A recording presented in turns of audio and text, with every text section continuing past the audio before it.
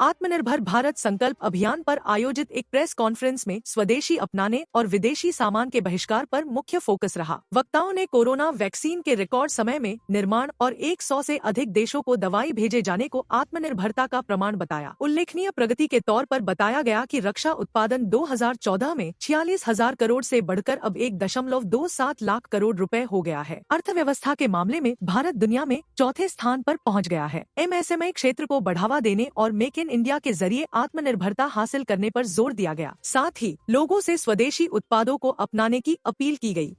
इसके कारण से भी लोगों को काफी बचत होगी, चीजें सस्ती होंगी और बचत होने के बाद उस पैसे का वो अपनी आवश्यक चीजों के ऊपर खर्च करेंगे और फिर से खरीदारी बढ़ेगी और उत्पादन बढ़ेगा, रोजगार बढ़ेगा, उद्योग बढ़ेगा। तो ये एक नया एक अपने आप में एक सहूलत जो दी गई है। तो ऐसे बहुत विषयों पर बहुत संजीदगी से और हम लोग जो है जनता को कितना पैसा दिया जा सकता है, कितना उनकी रोटेशन में चीज़ों को लाया जा सकता है, डेवल्यूशन ऑफ फंड्स ये कितना ज़्यादा कर सकते हैं, ये मोदी जी के नेतृत्व में और हम देश में कर रहे हैं। MSP लगातार बढ़ रही है। जो परसेंटेज आज महंगाई दर है उससे भी ज़्यादा दर पर MSP बढ़ाई जा रही है, ताकि हमने जो टारगेट रखा हुआ है कि किसान को 50% का लाभांश अपनी खेती के उपज में वो मिलना चाहिए और अधिकांश फसलों पर वो 50% का टारगेट हमारा पूरा हो गया है। अगर कुछ कम भी है तो आने वाले समय में MSP की जो रेट है महंगाई रेट से ज़्यादा बढ़ाएंगे तो अपने आप लाभांश जो है किसान का वो बढ़ेगा।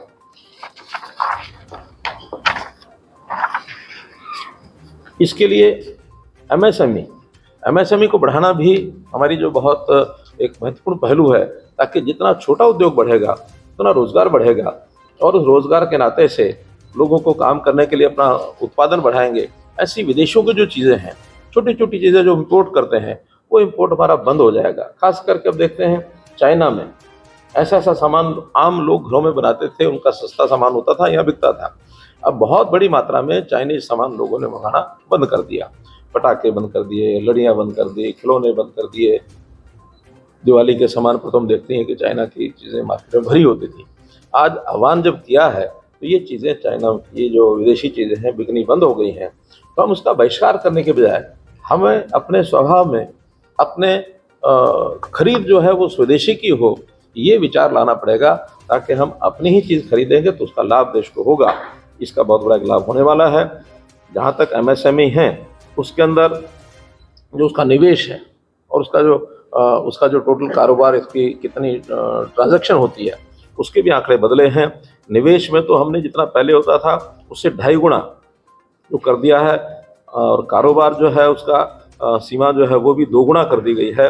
तो जैसे पहले छोटे जो सूक्ष्म यानी उद्योग होते थे उसमें निवेश जो था 1 करोड़ था, नहीं 2.5 करोड़ था, सॉरी 1 करोड़ था, उसको 2.5 करोड़ कर दिया है।